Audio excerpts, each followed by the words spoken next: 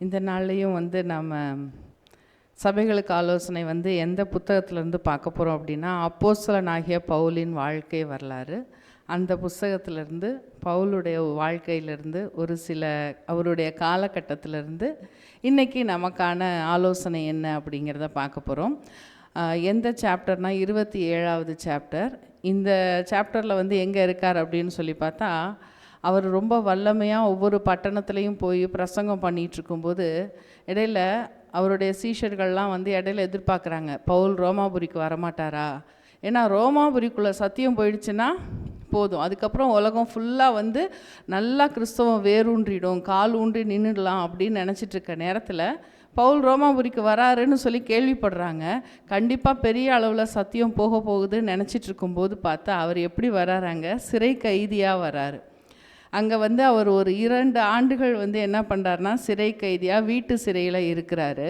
அப்போது அவங்க அங்கே இருக்கிற கிறிஸ்தவர்கள்லாம் ரொம்ப மனசு கொஞ்சம் உடஞ்சி போய்ட்றாங்க. ஐயோ இப்படி ஆயிடுச்சே அப்படின்னுட்டு, இனிமேல் எப்படி சத்தியம் போகும்? கிட்டத்தட்ட அவங்க என்ன மாதிரி ஒரு மனநிலைக்கு வந்துட்டாங்கன்னா, பவுல் ஒரு ரிட்டையர்மெண்ட்டுக்குள்ளே போயிட்டார். ஏன்னா சிறை கைதி ஆகிட்டார். இனிமேல் என்ன ஆகாது? சுவிசேஷம் போகாது, பிரசங்கம் பண்ண முடியாது, அவ்வளோதான், அவர் ஒரு ரிட்டையர்மெண்ட் ஏஜில் போயிட்டார் அப்படின்ற மாதிரியான ஒரு எண்ணம். அது மனுஷீகத்தினுடைய இயல்பு. அப்படிப்பட்ட நேரத்தில் தெய்வீக வழி நடத்துதல் எப்படி இருந்தது, ஆண்டவருடைய திட்டம் எப்படியாக இருந்தது அப்படின்றத குறித்து தான் இந்த பகுதியில் அம்மையார் எழுதியிருக்காங்க. அவர் ஏன் அங்கே வந்தார், எதற்காக அங்கே சிறைவாசத்தை அனுபவித்தார், அப்போது அங்கே ஆண்டுகிட்டு இருந்த மன்னன் யார் அப்படின்னா நீரோ மன்னன். நீரோ மன்னனை குறித்து என்ன சொல்லப்படுதுன்னா, அம்மையார் எப்படி எழுதுகிறாங்கன்னா, சாத்தானுடைய மொத்த அடையாளமாக இருந்தான் அப்படின்னு சொல்லிட்டு எழுதுகிறாங்க. அவன் செஞ்ச கொடுமைகள்லாம் என்ன பண்ண முடியாதான், நினைத்து பார்க்க முடியாத அளவுக்கு கொடுமைகள் நிறைஞ்ச ஒரு மன்னனாக இருந்தான். அவன் கூட இருந்த அப்போ அவனுடைய வேலைக்காரர்கள், அந்த அரண்மனையில் இருக்கிறாங்க, ராயனுடைய வீட்டார் தான் யார்? அவன் தான் ராயன். யார்? நீரோ மன்னன். அப்போ அங்கே இருக்கிற அந்த அரண்மனையில் இருக்கிற அவனுடைய வேலைக்காரர்கள், அந்த ஊழியக்காரங்க, அவங்க எல்லாரும் அவங்களும் அவ்வளோ துஷ்ட மனிதர்களாக இருந்தாங்களாம். அவங்களால கூட சகிச்சிக்க முடியாத அளவுக்கு என்ன பண்ணாராம் நீரோ மன்னன் பல கொடுமைகள் செய்யக்கூடிய ஒரு மனுஷனாக இருந்தார் அப்படின்னு சொல்லி நாம் பார்க்குறோம். அப்போ இந்த இடத்துல அந்த அரண்மனைக்குள்ளே சத்தியம் போகிறதுக்காக வேண்டி தான் ஆண்டவர் என்ன பண்ணியிருக்காரு, பவுலை அங்கே கொண்டு போயிருக்காரு. இதை அவங்க புரிஞ்சிக்கிறதுக்கு கொஞ்சம் நேரம் எடுத்திருக்குன்னு சொல்லலாம். ஏன் அப்படின்னா, அங்கே இருந்த செல்வந்தர்களுக்கோ மற்றவர்களுக்கோ அந்த சத்தியம் போய் சேரலையா அப்படின்னு சொல்லி பார்த்தா, அவங்களுடைய வாழ்க்கை, அவங்களுடைய சரீர மன ஆத்தும எல்லா வாழ்க்கையுமே கிறிஸ்தவர்களுக்கு முற்றிலும் எப்படி இருந்ததுனாக்கா விரோதமாக இருந்தது. அவங்க இந்த வாழ்க்கைக்குள்ளே வர்றதுக்கே விருப்பப்படலை. ஏன் அப்படின்னா, அவங்க ரொம்பவே என்ன பண்ணியிருக்காங்கன்னா துன்மார்க்கத்தில் திளைச்சி போயிருந்திருக்காங்க. ஆனாலும் அப்படிப்பட்ட காலகட்டத்திலையும் அந்த ரோமாபுரியிலையும் பார்த்தீங்கன்னாக்க அடக்குமுறைகளுக்கு கீழ்ப்பட்ட அடிமைகள் இருந்திருக்காங்க, கல்வி அறிவு இல்லாத தாழ்த்தப்பட்ட மக்கள். இந்த கூட்டம் இவங்க எல்லாருமே என்ன பண்ணியிருக்காங்கன்னா, பவுல் பேசும்போது அதை கேட்கறதுக்கு தயாராக இருந்திருக்காங்க. ஏன் அப்படின்னா, அவருடைய பிரசங்கத்தை கேட்கும்போது அவங்களுடைய உள்ளத்துக்குள்ளே என்ன கிடச்சிருக்குன்னா ஒரு சமாதானம் கிடச்சிருக்கு. அவங்களுடைய அந்த வாழ்க்கையில் ஒரு நம்பிக்கை, ஒரு சமாதானம், ஒரு உற்சாகம்லாம் கிடைக்கிறதுனால அவங்கெல்லாம் என்ன பண்ணியிருக்காங்க, அவங்கெல்லாம் மனசு மாற ஆரம்பிச்சிருக்காங்க அப்படின்னு சொல்லிட்டு பார்க்குறோம். அப்போது இந்த ஊழியம் பார்த்திங்கனாக்கா, பவுலோட ஊழியம் எளியவர்கள் மத்தியில் தான் ஆரம்பிச்சுது. ஆனால் அது எங்கே போய் நின்று இருக்குன்னு சொல்லி பார்த்தா, ராயனுடைய வீட்டில் போய் நின்று இருக்கு. அங்கே போய் தான் அது முடிவடைஞ்சிருக்கு அப்படின்னு சொல்லிட்டு பார்க்குறோம். அப்போது ஆக்சுவலாக பார்த்திங்கனாக்க, அங்கே இருக்கிறதுலே ரொம்ப கஷ்டமான காரியம் என்ன அப்படின்னாக்கா, அந்த அரண்மனைக்குள்ளே சத்தியம் போகிறது தான் இல்லையா? ஏன்னா மிருக குணமுள்ள ஒரு ராஜா, அந்த ராஜாவுடைய அரண்மனையில் இருக்கிறதான அவனுடைய வேலைக்காரர்கள், அவங்களும் எப்படிப்பட்ட ஒரு மனநிலையில் இருந்தாங்கன்னு சொல்லி போட்டிருக்காங்க. அப்போது சுவிசேஷம் செல்லவே முடியாது, அங்கெல்லாம் போகிறதுக்கு வாய்ப்பே இல்லை. அப்படின்ற ஒரு கடினமான இடத்துக்குள்ளே சுவிசேஷம் என்ன பண்ணியிருக்கு, போயிருக்கு. அது எப்படி போயிருக்க முடியும் அப்படின்னு சொல்லி பார்த்தா, பவுலுடைய வார்த்தைகள்லேயே சொல்கிற மாதிரி பார்த்தா, தேவனுடைய போராயுதங்கள் வல்லமையும் தடைகளை தகர்ப்பதும் ஆகும்னு சொல்லிட்டு அவர் எழுதியிருக்காரு இல்லையா, அவருடைய போர் ஆயுதங்களை குறித்து. அதே போல் தான் அந்த அரண்மனைக்குள்ளேயும் அவருடைய சத்தியம் போய் சேர்ந்துருக்கு அப்படின்னு சொல்லிட்டு நாம் பார்க்குறோம். பவுல் எப்படி பிரசங்கம் பண்ணுவார் நம்ம எல்லாருக்குமே தெரியும். அவர் வந்து கிரேக்க தத்துவ ஞானிகளை எப்படி வெற்றி கொண்டார்? அவருக்குள்ள புத்தி கூர்மை, அறிவாற்றல், வாக்கு சாதுரியம், இதனால் வந்து என்ன பண்ணார்? கிரேக்க தத்துவ ஞானிகள் எல்லாம் நொறுக்கிட்டார். அதே போல் ராஜாக்கள் முன்பாக அகிரிப்பாவாகட்டும், ஃபெலிக்ஸாக இருக்கட்டும், அவங்க முன்னாடி எப்படி அவர் வந்து பேசினாருனாக்கா ரொம்ப தைரியத்தோடு பேசினார். அவர்கிட்ட இருந்ததான அந்த சத்திய அறிவை வந்து அவங்களே ஒரு நிமிஷம் அசைச்சு பார்த்ததுன்னு சொல்லலாம். அப்போ இங்கே எல்லாம் பார்த்திங்கன்னா வெளியிலெல்லாம் ரொம்ப தைரியமாக விசுவாசத்தோட பிரசங்கம் பண்ணவர். ஆனால் இப்போ எங்கே இருக்கார்? அவர் சிறைச்சாலையில் இருக்கார். அவரால் அதே மாதிரி பிரசங்கம் பண்ண முடியுமா? முடியாது. ஏன்னா அவரை யார் பார்க்க வராங்களோ அவங்கள்ட்ட மட்டும்தான் என்ன பண்ண முடியும்? அவரால் பேச முடியும். அப்போ அதனால தான் நான் முதல்லயே சொன்னேன், அவர் வந்து என்ன ஆகிட்டார்? ஒரு ரிட்டையர்மெண்ட்டுக்குள்ளே போயிட்டார் அப்படின்னு சொல்லிட்டு நிறைய பேர் வந்து எதிர்பார்க்க ஆரம்பிச்சிட்டாங்க. ஆனால் என்ன அப்படின்னா, அது வந்து நம்மளுடைய எண்ணம் தான். ஆனால் எந்த ஒரு காலகட்டத்திலையுமே தேவனுடைய ஊழியக்காரன் வந்து ஆண்டவருக்கு பிரயோஜனம் இல்லாதவனாக என்ன பண்ண மாட்டானா? போகவே மாட்டான் அப்படின்னு சொல்லிட்டு அம்மையார் சொல்கிறாங்க. ஏன் அப்படின்னா, ஆண்டவர் வந்து எப்படியெல்லாம் பயன்படுத்துவார் ஒரு உண்மையான கிறிஸ்தவனை, ஒரு உண்மையான தேவ ஊழியக்காரனை சுகத்திலும் சுகவீனத்திலும் ஜீவனிலும் மரணத்திலும் கூட வந்து என்ன பண்ணுவாராம்? அவருடைய ஊழியக்காரனை வந்து பயன்படுத்துவாராம். எப்படி? துன்பம், பிரிவின் துயரம், சோதனை, வேதனை, இந்த மாதிரியான இருள்களுக்கு மத்தியில் தான் கிறிஸ்தவ வெளிச்சம் இன்னும் அதிகமாக என்ன பண்ணுமா? பிரகாசிக்க ஆரம்பிக்கும் அப்படின்னு சொல்லிட்டு சொல்கிறாரு.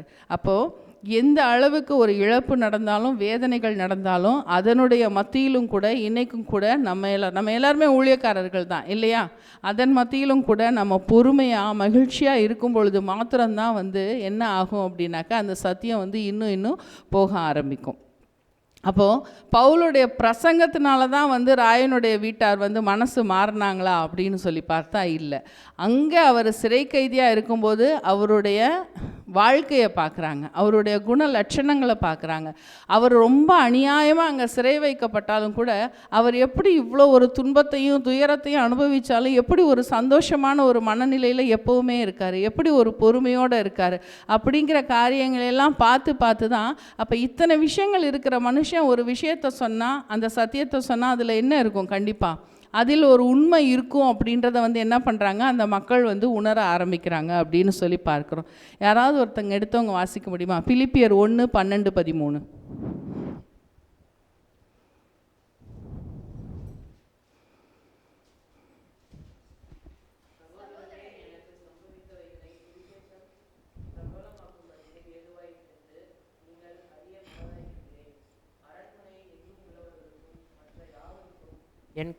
என் கட்டுகள் கிறிஸ்துவுக்குள்ளான கட்டுகள் என்று வெளியரங்கமாகி. ஆமாம், இது வந்து அவர் வந்து சொல்லும்போது யாரையெல்லாம் குறித்து சொல்கிறார் அப்படின்னா, அந்த அரண்மனை எங்கும் உள்ளவர்கள்லாம் யார் தான்?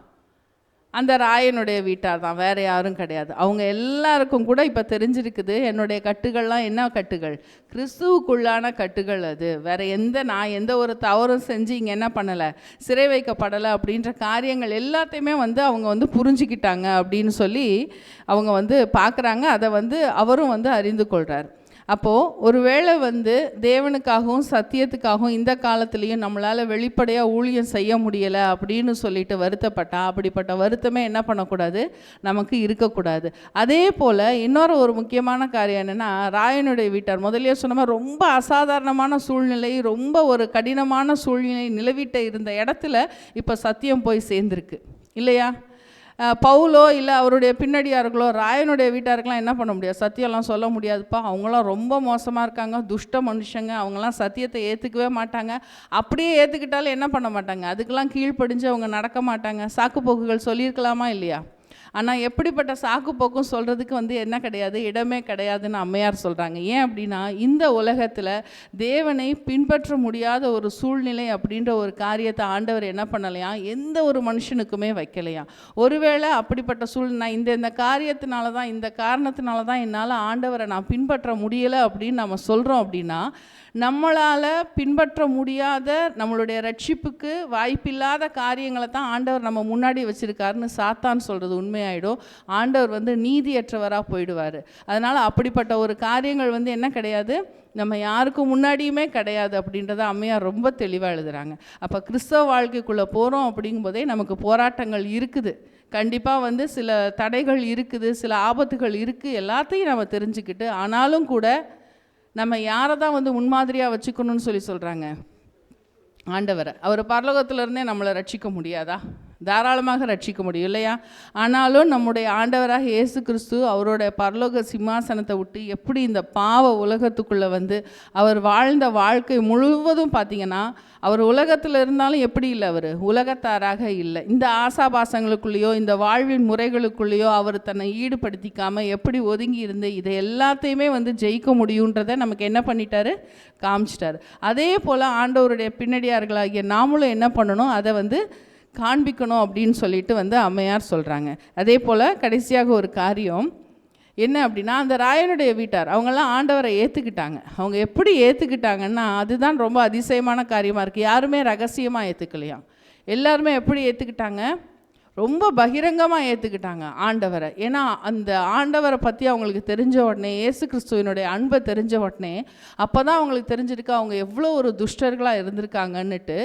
அவங்களுக்கு கிடைச்ச அந்த சின்ன ஒளி, அந்த சின்ன வெளிச்சம், அதுக்கு எத்தனை ஆபத்து வந்தாலும் சரி, எத்தனை தடைகள் வந்தாலும் சரி, என்னுடைய இந்த சிறிய வெளிச்சத்தின் மூலமாக இன்னொரு சக மனுஷன் ரட்சிக்கப்படுவான்றதுக்காக அவங்க தைரியமாக என்ன பண்ணாங்களாம், வெளியில் வந்து அவங்களுடைய சாட்சியை சொல்கிறதுக்கு முன் வந்தாங்க அப்படின்னு சொல்லிட்டு எழுதியிருக்காங்க.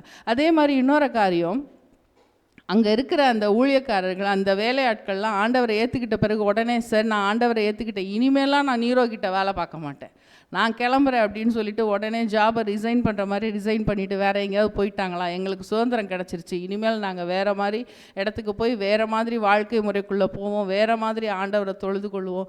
இல்லவே இல்லை. அம்மையார் எழுதுகிறாங்க, அதே இடத்துல தான் அவங்க இருந்தாங்க, அங்கேயே வேலை பார்த்தாங்க. ஆனால் அவங்களுடைய கிறிஸ்தவ குணலட்சணங்கள்லாம் என்ன பண்ணுச்சான், மாறுச்சான். அதன் மூலமாக இன்னும் அநேகர் பேர் என்ன பண்ணாங்க, ஆண்டவருக்குள்ளே வர ஆரம்பித்தாங்க.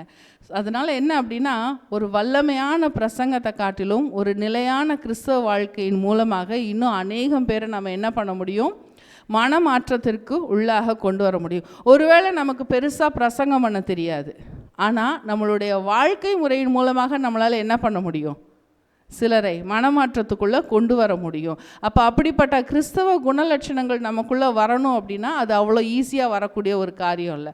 அதுக்கு கண்டிப்பாக நமக்கு சோதனைகள், உபத்திரவங்கள் எல்லாமே வரும். அது எல்லாத்தையும் நாம் தாண்டி ஆண்டவருடைய துணையோடு ஜெயிச்சு வரும்போது தான் நமக்கு அந்த கிறிஸ்தவ குணலட்சணங்கள் வரும்.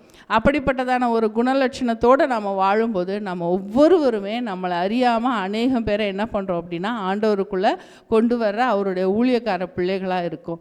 அதுதான் வந்து இந்த பாடத்தில் வந்து அம்மையார் நமக்கு சொல்லித்தராங்க. நம்ம ஒவ்வொருவருமே என்ன பண்ணலாம், பவுல் போல ஒரு ஊழியக்காரர்களாக மாற முடியும்.